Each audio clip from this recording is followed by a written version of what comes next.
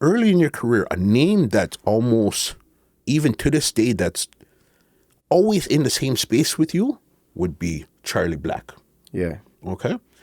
When did Charly Black, you actually notice him? Because it's almost like from you did Winner and he put out Rich this year. Riches? Yes, it was almost like you guys were inexplicably linked at that time there for some strange reason. Yeah.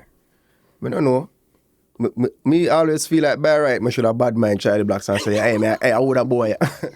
You know what I mean? Because, but then from the Winner, because Winner create this money segment now where everybody say, oh, money song. Charly Black say, I'm in a rich here. Sarah and say, all right, you feel your bad. I'm gonna be stinking rich. Cartel say, oh, them boy, what does I do? Me no bad rich, but me not. So it's like, but when you start go to dance them now, it's hard for me feel bad because how we always see money segment really take the dance hall and create a nice, you know what I mean, a nice energy in a dance, which wasn't there before. There wasn't no slow hip-hop sound in nothing, and there wasn't no song where really I highlight money vibes and, you know, so that kind of make me say, all right, I'm not going to try bust off Charlie head. You know what I mean? Yeah. Because if you look, and again, it's not until you really pay close attention, where it's like, you guys been almost like running mates from the beginning of each show. He's coming from soul. For real. Yeah. He's coming from soul. You're coming from camp, but then turn into artist. But from jump till, today, 2023, you guys are still like this, bro. Yeah. You got the broke off your back. You got Party Animal. It's like... Yeah. For real. But, yo, what kind of historian man this? No, man, I start pre this thing are different now, you know. So, even when me go so man, I say, all right. Gala Bobby Charlie say, what?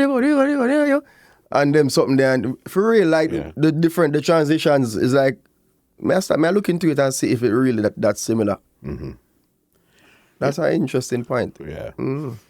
Russia now. When did you start linking with Russia? Just their studio one day. Their Natural Bridge studio them time now. I start link with Mark Pinnock and Natural Bridge. And Russian and the next white you just come in and say, yo, me have a rhythm, you know. Oh, your voice and her. And them time me just have, if you rhythm bad, song. Voicing. So that's how we link with Russian and then we start do more and more songs together. What was the first song that you did with Russian at that time there? A song where say, woman I go kill me. It never bust. Got you. But it's the same rhythm where Cartel say, no,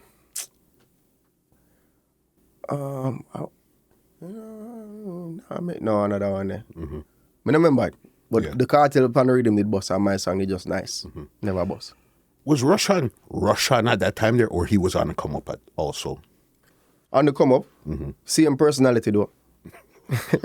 Stink. Yeah, same personality. And that's why me and him are right still because, you know, like it's not a youth where him success make him start act a different way. Anybody will feel like him act a way, so him used to act. That's just him. Yeah. So you guys think there. So the first hit that you got with Russia would have been the one with you and Jay Capri? No. Which one was the first? Sing a song with him, This Means Money. Yes. You know me, and moving that scratch me, God, hit. So you're still in your money thing at that time? Yeah. So then now you have two under your belt. And remember, you didn't come out of the Alliance, Gaza. Yeah. None of these places here. You weren't really from Portmore Wood where all the artists were busting and all that. So then now you on your own. How did the industry start to treat you as this anomaly where you just, like, who are you? Where do you come from? They didn't get a chance to. Them never get a chance to address me until I stand up firm. Because I know them would have pushed me down. Them could have fight me. I know them would have shit me down. Them could have fight. What are we talking about this, you know? Like we just recently talked about this one there. And it's a case where my career was so personal with people. Like, it was so my CD into your hand. Me, take the microphone and sing on the sound. Me, you know what I mean? Me hug up one girl tight, makes you feel like she had the only girl in our world. Take a picture with it. Like, it was so personal with people that by the time me have hits for back up the persona, it was too late for you to push me aside. Me done there already. I have to look at me now. Because at that time there, you would... By you're on your second big song, you were on the juggling because juggling was still big at that time there. You would have been either the number one song on the juggling, or 2 or 3. You weren't going down to 4 or 5. Right. You're always in the mix of that juggling there. Right. So you had to make sure that you're going to stand up firm in the juggling. Yeah, man. Especially in the climate where war are going and we just didn't have war with nobody. It kind of tough. It was kind of tough to stay relevant. So if me never have that approach where me I go direct to people, direct to the audience, it would work. Did you know that's what you had to do, or just worked out that way? It's just nice because you remember, you know, when you go direct to people, you get the perks of going direct to people. Girl. So that was kind of a whole fun thing. I mean, hire my friend them. I think the same way. We love the same energy. We're professional at the same time. So it wasn't this big playground. Coming to operate so. So if you have compare around me, you know, say work serious and then we play. Yeah. Yeah. Let's finish our work, then we'll get to the fun. Yeah. This podcast is brought to you by www.twolinesmusica.com.